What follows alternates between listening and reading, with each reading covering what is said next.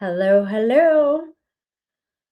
Today we are talking about why do smart, capable people stay stuck? And to be honest with you, I was prepared to come with a totally different answer, not a wrong answer, but I just think I have a better answer, more aligned with where I am today, and which what has really helped me to get unstuck.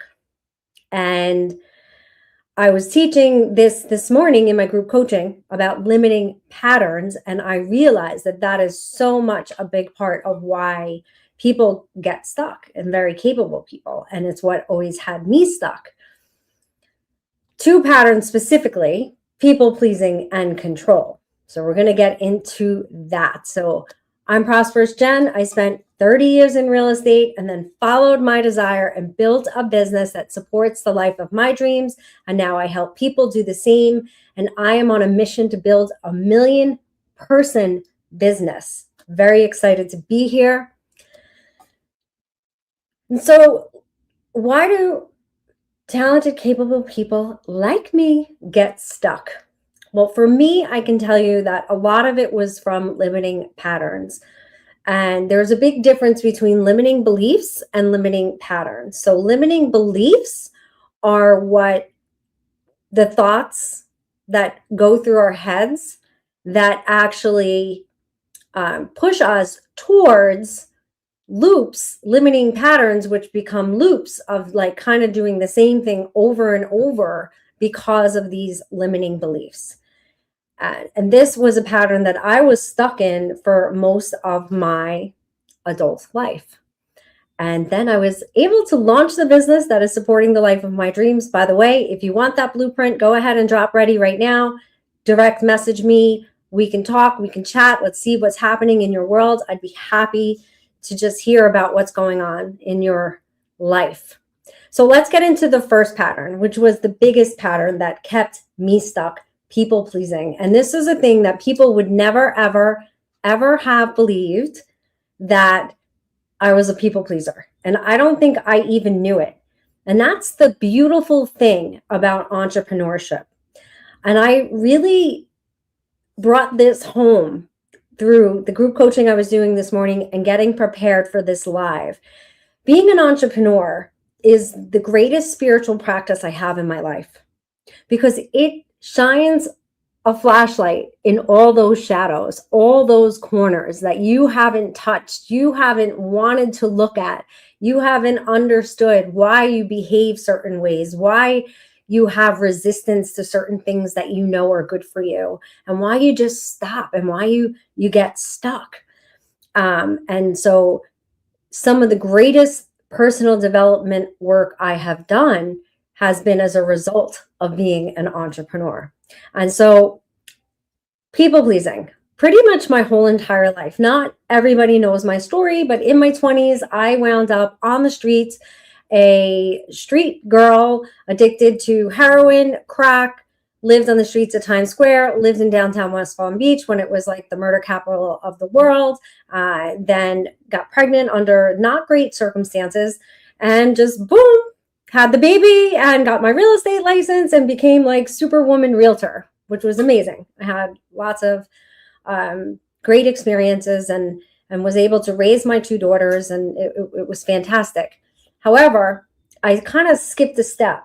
I had a lot of trauma and a lot of shame and a lot of stuff related to all that I had been through and what led me there.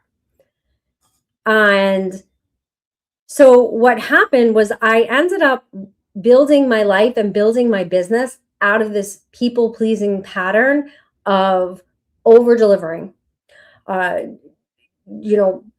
delivering so much and doing so much for people so that they would be loyal to me, they would stay with me, they would respect me, they would think I was amazing, because I had so much doubt and insecurity. So that was the limiting belief that triggered that pattern of people pleasing, over delivering. It's still a pattern that I have to fight with all the time in building this business. And so I have rituals and routines that help me to identify when I'm slipping into a limiting pattern that is triggered from limiting beliefs. And this has just been an amazing process to have all of this unravel as I'm growing a business that supports the life of my dreams. So here I am healing years and years and years of whatever you want to call it. If you want to call it trauma, you want to call it whatever you want to call it. And the more that I'm unraveling, the more success I'm having with my business. Because when you are stuck in one area, it tends to mean that you are also stuck in many other areas in your life.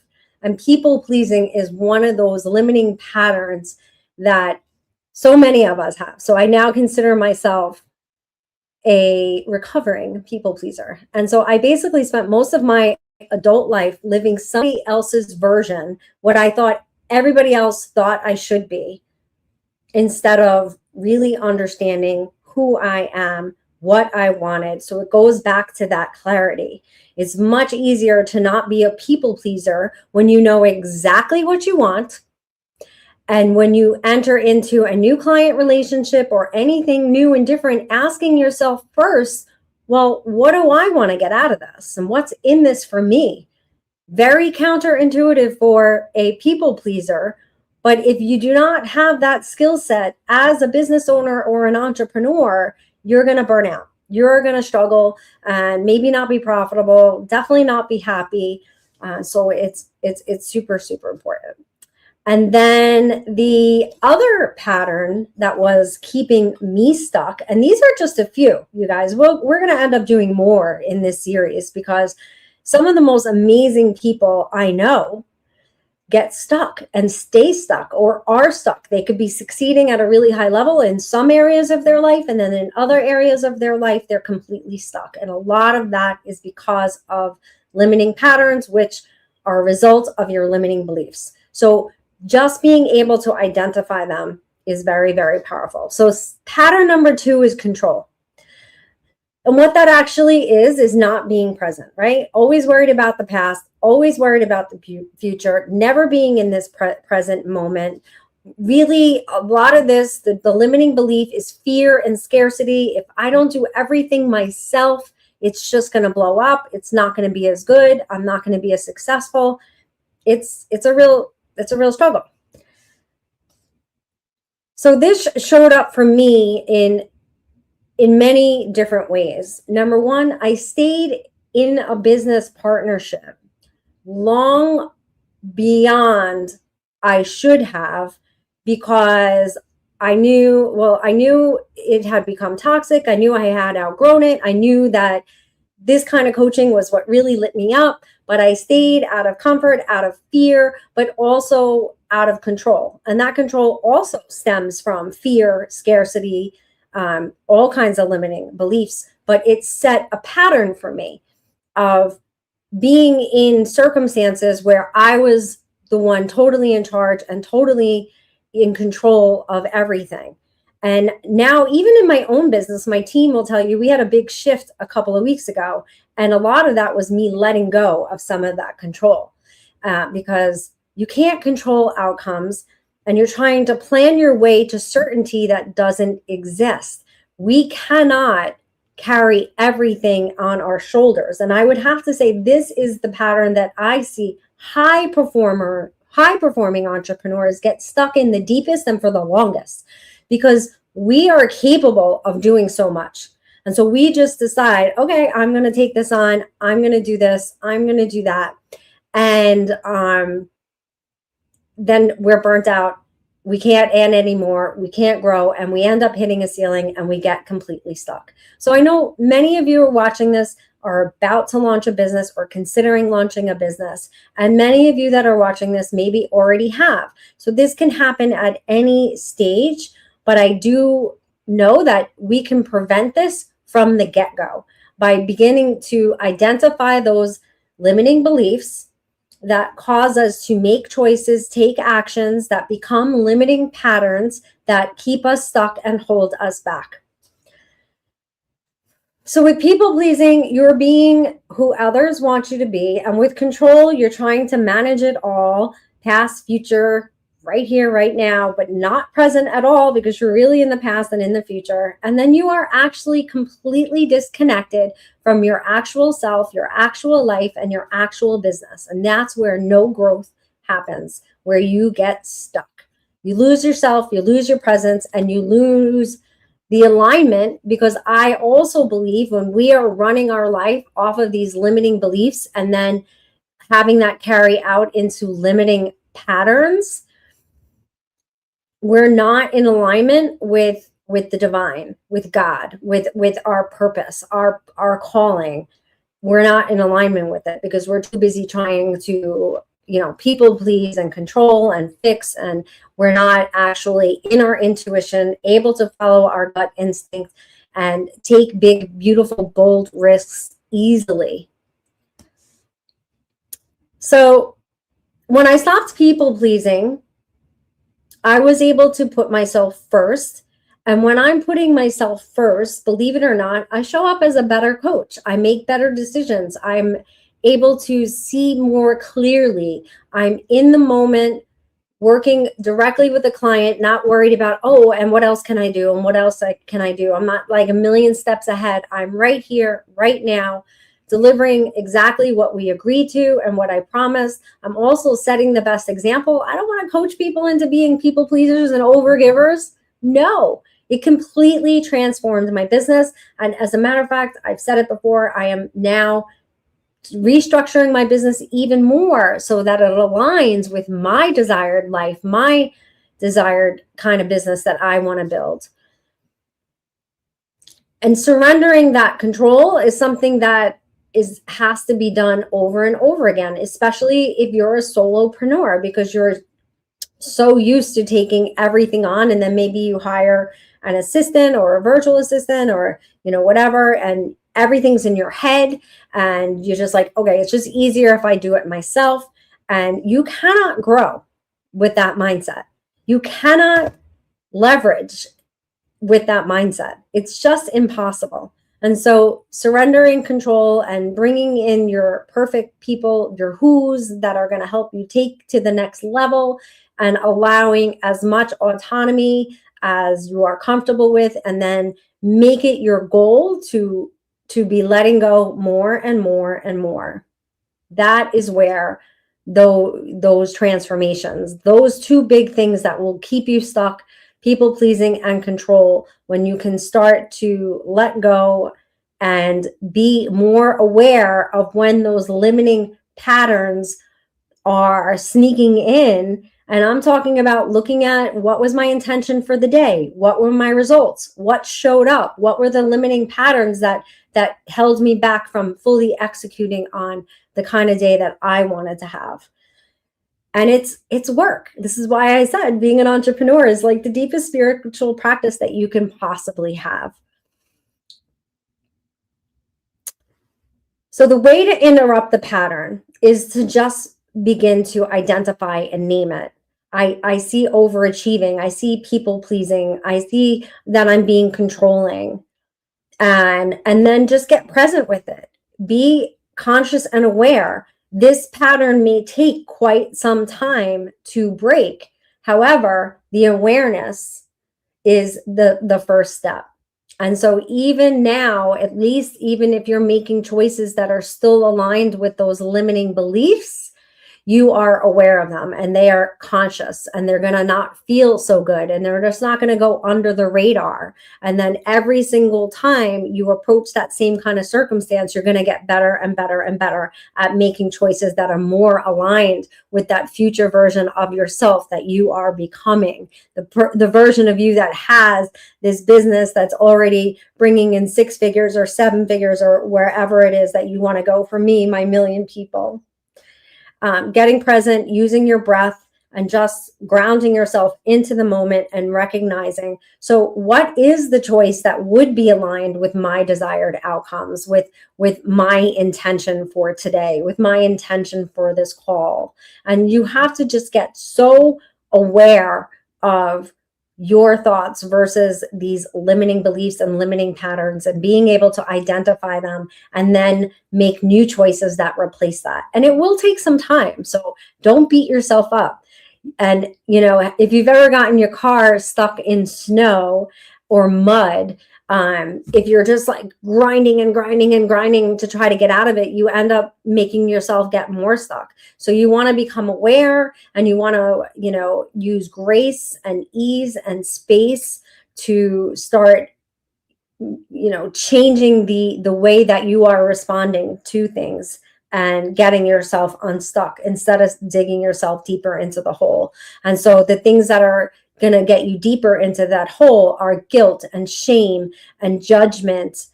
You should be celebrating every single win. When you should be celebrating when you just recognize a pattern, like, hello, people pleasing. Thank you for showing up today. So lovely to see you.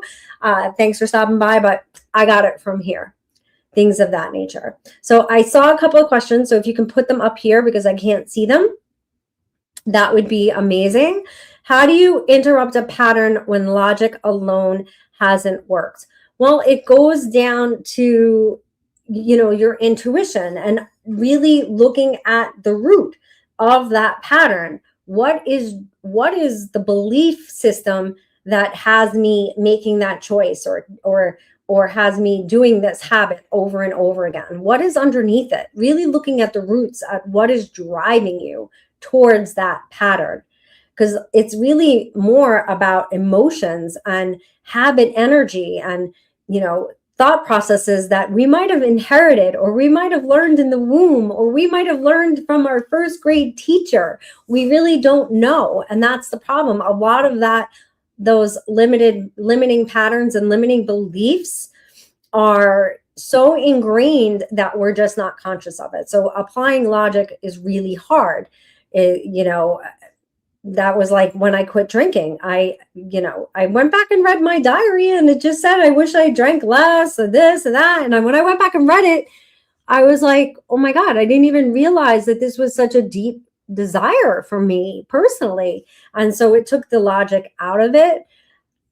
But it's really about that awareness, Tracy, really identifying the root of that behavior. Is it fear? Is it scarcity? Is it, something that somebody said to me a long time ago? I just launched, and Jose, I don't know if you can get the link ready, but I just launched my shadow work workshop for $50. That's normally $500. That really helps with a lot of these limiting patterns and limiting beliefs. I hope you take advantage of that because it's really fabulous. We'll get that link up at some point. Next question. How do you recognize the patterns that are keeping you stuck if they feel normal to you? Well, what does normal mean? And here's the thing. I have identified how I want to feel, and I want to feel free, and I want to have joy, and I want that every day in my life. So when I shift to a place where I'm not feeling free and I'm not feeling joy, then I know that that's not a space that I want to live in. So it starts again with that awareness of how do I want to feel, and how do I feel right now? How is my energy? All of those things. How do I show up? What version am I right now? And then I really identifying how you feel and what are the things that are leading you to feeling this way. If you're feeling shitty and that's normal, that's not a good thing. So it really depends on what normal means and really becoming aware. Do I feel alive? Am I alive, excited, and full of energy? Or am I like, I can't wait for this to be done so I can get on the couch and binge watch something? You got to know the difference between normal. I'm actually running out of time, so I'll take one more question. I'm so glad you got the shadow workshop up there. How do you stop overthinking when you already know what you need to do? This is faith, and this is another pattern that keeps us stuck. So we want to make a decision and stick with it, and then take action and move towards it. So we create that blueprint, we create that foundation, and then we keep checking in. How does this feel? Does it feel aligned? Am I taking all the actions that I wanted to to move towards, and what are the results of that, using data instead of just feeling. So we want to have a combination of our intuition. Are we moving forward? Am I making progress? Am I getting the results that I want? And then actually looking at the data, and allow that combination of your intuition and the data to help you not overthink. It's really taking action versus just thinking. Taking the action will get you out of that limiting pattern of overthinking. Overthinking is 100% a limiting pattern, and it's usually rooted in fear.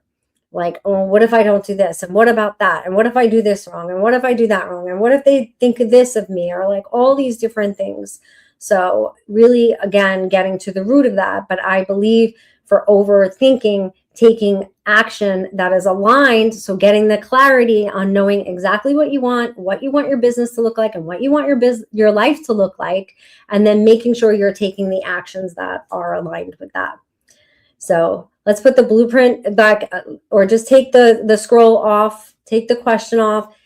I hope that you guys got something amazing out of this today. Why do smart, capable people stay stuck? Comment ready for the blueprint, or just direct message me. Let's chat. Let's see what you're up to. And I love you guys so much, and I'll see you next week.